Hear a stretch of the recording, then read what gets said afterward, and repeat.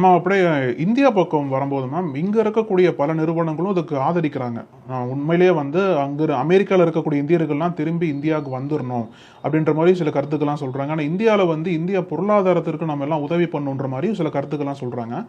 ஆனா இன்னொரு பக்கம் என்னதான் இது வந்து இந்திய இந்திய பொருளாதாரத்திற்கு நல்லா இருக்கும், அங்கிருந்து திரும்பி வந்துடணுன்ற மாதிரி கருத்துக்கள் முன்வைக்கப்பட்டாலும், இன்னொரு பக்கம் எல்லாத்துக்கும் ஒரு சின்ன ஆசை என்பது இருக்கும், சின்ன கனவு என்பது இருக்கும். முக்கியமா பார்க்கணும் அப்படின்னா ஐடி எம்ப்ளாயிஸ்க்கு எப்படியாச்சும் ஆன்சைட்ல போயிட மாட்டோமா, ஆன்சைட்ல போய் யூஎஸ்ல போய் ஒர்க் பண்ண மாட்டோமா அப்படின்ற ஒரு கனவோட தான் நிறைய ஐடி எம்ப்ளாயிஸ் வந்து இங்க இருக்காங்க.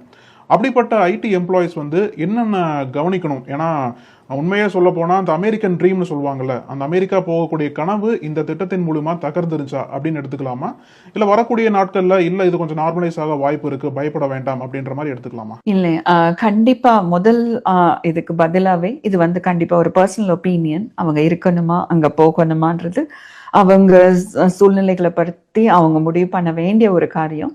ஆனா நீங்க சொன்ன மாதிரி அமெரிக்கன் ட்ரீம் அப்படிங்கிறது ஒரு பெரிய விஷயம். ஏன்னா கேரியர் வைஸ் அதை ஒரு பெரிய கோல் அவங்க பாக்குறாங்க. அதை நீங்க ஆஃப் சைட் ஆன்ஷோருக்கு வரணும், இங்க வந்து வேலை பார்க்கணும், இத நிறைய விஷயங்களை கத்துக்கணும், எப்படி வந்து இவங்க இருக்காங்க. ஏன்னா இது இட்ஸ் கண்ட்ரி ஆஃப் ட்ரீம்ஸ். ஒரு அட்வான்ஸ் டெக்னாலஜியோட நிறைய விஷயங்கள் எக்ஸ்போஷர் இருக்கு. ஈவன் டே டு டே நம்மளோட லேர்னிங் ப்ராசஸ்லயுமே நிறைய விஷயங்கள் இங்க இருந்து கத்துட்டு போகிறோம். அப்படி இருக்கும்போது எல்லாருக்கும் இங்க வரணும்னு நினைக்கிறது வந்து ஒரு நியாயமான ஒரு எதிர்பார்ப்பு, நியாயமான ஒரு கனவு தான். அதை வச்சு பார்க்கும்போது இந்த ஒரு சூழ்நிலை வந்து பெரிய லெவல்ல இப்ப நாங்கெல்லாமும் சொன்ன மாதிரி இங்க வந்தோம். எங்களுடைய அப்பா வந்து ஹெட் மாஸ்டர்.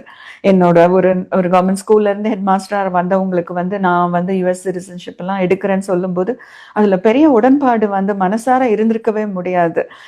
எனக்குமே அதை கடந்து வர்றது வந்து ரொம்ப ஒரு கஷ்டமான ஒரு காரியமா தான் இருந்தது. ஆனா சூழ்நிலைகளை பொறுத்து நம்மளோட இங்க இருக்கிற குழந்தைங்களோ இல்ல வேலைகளோ இல்ல மத்த இந்த காரியங்களை வச்சுதான் நம்ம டிசைட் பண்றோம் என்ன பண்ண போறோம், இங்க இருக்க போறோமா இல்ல நம்ம திரும்பவும் இந்தியாவுக்கு போகிறதுக்கு முடிவு எடுக்கிறோமா அப்படின்னு.